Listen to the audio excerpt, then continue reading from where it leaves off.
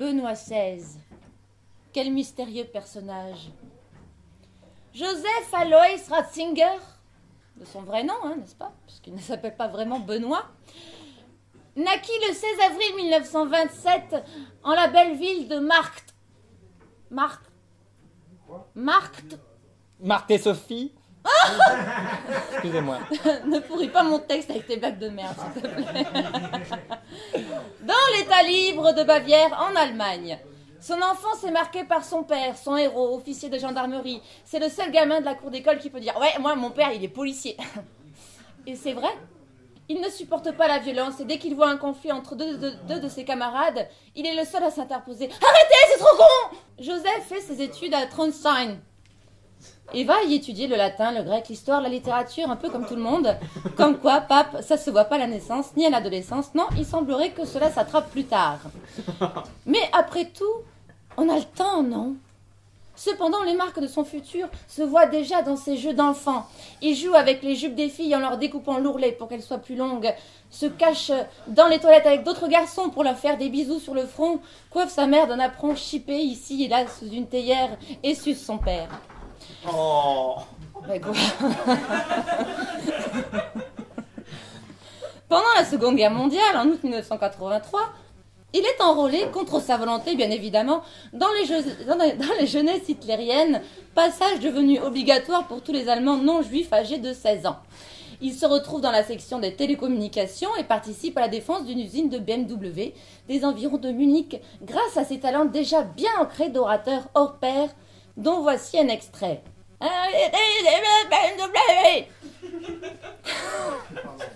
C'est l'accent allemand, ça transcrit toujours mal à la radio.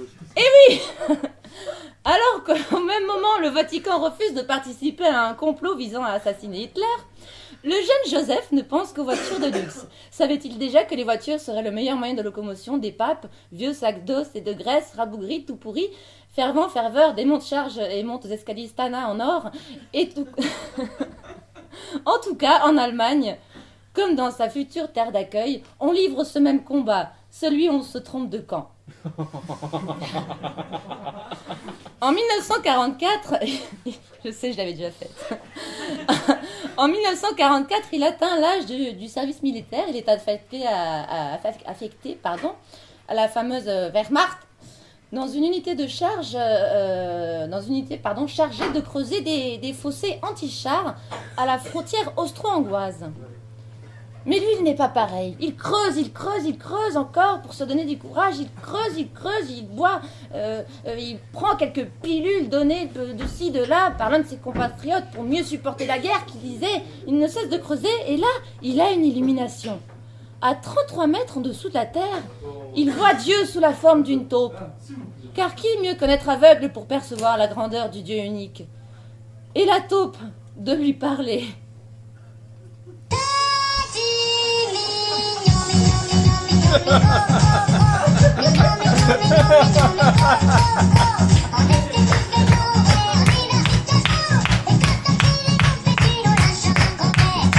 Voilà.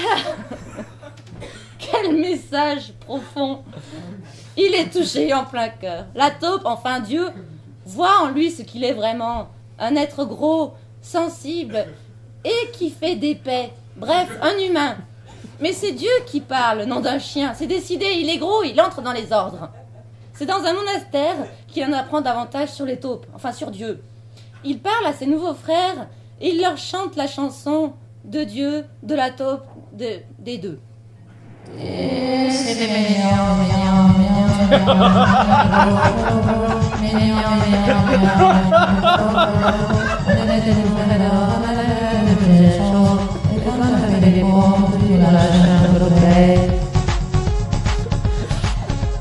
C'est étonnant qu'il n'ait pas fait carrière dans la chanson. Il a honte. Ils sont tous conquis. Cet être touché par la grâce doit aller plus loin. Oui, loin d'eux.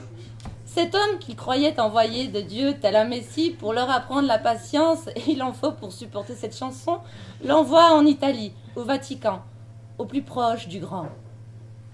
Là-bas, il en apprend plus sur la Bible. Il pense que le Nouveau Testament n'est rien d'autre qu'une interprétation de la loi, des prophètes et des Écritures puisées dans l'histoire de Jésus et où contenue en elle. Cette théorie n'est pas nouvelle, mais bon, là-bas, on s'en fout un peu. Dès qu'on a l'opportunité de trouver un gars gras qui ne fait pas avancer les choses, on en prend soin, on le câline et on lui fait prendre du grade. En 1958, après une année de travail harassante paroissiale, où il ne fera que répéter tout ce que tout le monde pensait déjà là-bas, il devient le plus jeune théologien allemand. Il est considéré comme étant réformateur. Il se permet d'effectuer l'ex momento, la mise à jour des pratiques, méthodes et structures de l'Église. Ah, qu'il se sent bien, le Joseph, dans son élément, un endroit sain où il n'est pas nécessaire de découdre des ourlets de ses compagnons, un endroit avec des papas partout. Pas de place pour la nostalgie ici, non! Il replonge avec plaisir sous les tissus dorés de ses nouveaux papas. Et quoi de mieux pour monter en grade que de passer quelques instants sous une voûte d'or et de pourpre pour monter en grade? La promotion canapé s'appelle ici la promotion suspapé. Oh. Et il en use du bâtonnet. À la question posée par la pétition de l'été 1969 demandant « Qu'est-ce que la croix de Jésus, sinon l'expression d'une glorification sadomasochisme de la souffrance ?» il répond « Oui, oui, oui, encore !» Car dans ses oreilles résonne une douce mélodie qu'il a lui-même composée. « Cuire, cuire, cuire mon sèche! Cuire, cuire, cuire mon sèche !» Il prend alors contact avec un certain Juan Carlos rencontré durant un court voyage en France et lui susurre l'idée d'un lieu de rencontre pour les hommes, un lieu où le poing remplacerait le vieux crucifix, si frustrant qu'on ne peut enfoncer que la tête du noble seigneur. Dans sa course à la réforme, rien ne l'arrête, il propose un double emploi à tout. Ce n'est que bien plus tard que Juan Carlos, sensible à ses douces intentions, que Juan Carlos donc rendra hommage à Joseph en créant la chapelle Fistine, dans le lieu si désormais connu, la Fistinière. Joseph ne s'arrête pas là, non, pas si proche du but. Il étudie, il réforme, sa bouche gercée en est qu'une infime preuve de sa bonne volonté. Cependant, c'est comme cela que le pape en cours, Paul IV, le remarque enfin. Les gerçures. Le 24 mars 1977, il est nommé archevêque de Munich. Puis le 28 mai 1977, toujours, il est consacré archevêque. C'est pas la différence. D'accord. Enfin, c'est mieux. Certainement. Il choisit alors comme devise co-artisan de la vérité, qu'il tire non sans mal du 3e épître de Jean. Co-artisan de la vérité, co pour signifier avec les autres, artisan pour ce qui est fait de la main de l'homme. Oh. De la vérité, celle qui le pousse depuis sa rencontre avec une taupe au fin fond d'un trou. Oh pardon. À dire au monde entier qu'il existe. Le 27 juin de la même année, nouvelle promotion, il devient cardinal. Il n'est qu'à une marche de la voie royale, mais il ne trébucha pas. Non, contrairement à Carole, qui lui fit un magnifique roulé-boulé sur tous ses confrères, en remontant au dortoir un soir d'été. Ce fut donc lui qui fut évidemment nommé, je suis complètement perdue dans mon texte, pape, donc Jean-Paul II.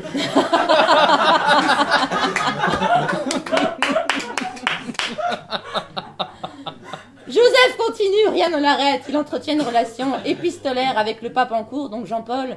Ils dialoguent tous les deux, échangent sur leurs enfances, pas si différentes, puisque Carole avait trouvé la lumière auprès d'une grenouille, comme quoi l'illumination tient à peu de choses. Il y eut, comme Joseph le dit lui-même, cette sympathie spontanée entre nous, et nous avons parlé. Mais trop de différences interféraient entre nos deux amis, et la différence entre la taupe et la grenouille se fit vite sentir. L'un souterrain, l'autre baveux, il n'en fallait pas plus pour casser une amitié naissante. Et alors que Carole, Popol pour les intimes, voyageait tant et plus, Joseph lui écrivait une dernière lettre dont voici un extrait.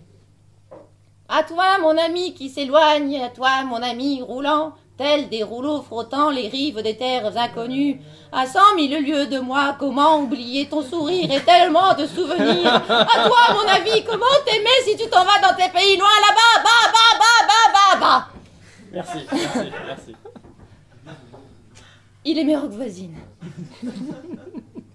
Heureusement, Fin 2004, à bout de lèvres, Joseph voit enfin le but s'approcher à grands pas puisque son vieil ami, ne supportant plus la Red Bull en intraveineuse, s'écroule le 21 avril 2005 à 21h53, heure Vatican. Alléluia! Une fête discrète et secrète est alors organisée dans les catacombes. Où est passée la musique des catacombes? C'est ça, voilà. Oh papa Poolside. Oh papa Poolside. Oh papa Poolside. Voilà. La vie est plus simple quand on renonce à sa dignité. Donc une fête discrète, secrète, organisée dans les catacombes par Joseph et quelques potes, vidant pratiquement toute la cave du Vatican. En plein conflit, prêtre, enfant violé, Jean-Paul II aura la délicate attention d'offrir ses derniers mots à la jeunesse. Je suis venu vous chercher, vous êtes venu, je vous remercie. C'est tristement véridique. Après un conclave d'à peine plus de 24 heures, le 19 avril 2005, la fumée blanche apparaît sur le toit de la chapelle Sixtine à 17h56. Et à 18h35, ah ben mousse, bam. Oh j'y suis, putain oui j'y suis, je suis trop content.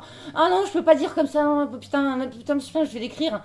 Et c'est ainsi que le même jour il fit sa première déclaration devant un bon millier de fans venus acclamer le nouveau pape. Chers frères et chères sœurs, après le grand pape Bamboneux, mais c'est chiant.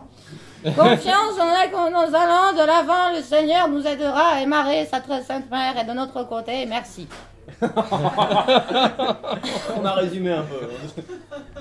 Ce que nous retiendrons de notre cher Benoît sera notamment le lancement du premier compte Twitter du Vatican, @pontifex.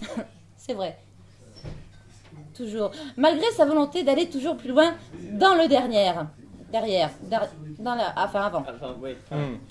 Il ne souhaite pas de discrimination envers les homosexuels, mais ne veut pas non plus qu'ils se marient.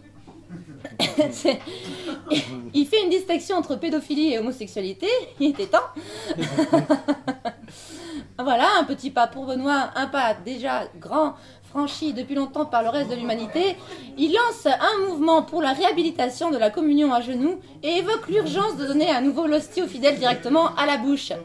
Sachant qu'un prêtre sur 5 caresse la tête d'un enfant en courde. Sachant qu'un prêtre sur 5 caresse la tête d'un enfant de chœur dans la sacristie pour se donner du courage à la messe avant l'église. L'église avant la messe. L'église y a réfléchi à 2 fois avant de donner son feu rouge. En mai 2010, lors de son voyage vers le Portugal, le pape répond à une question d'un journaliste à propos des abus sexuels commis par des prêtres et religieux.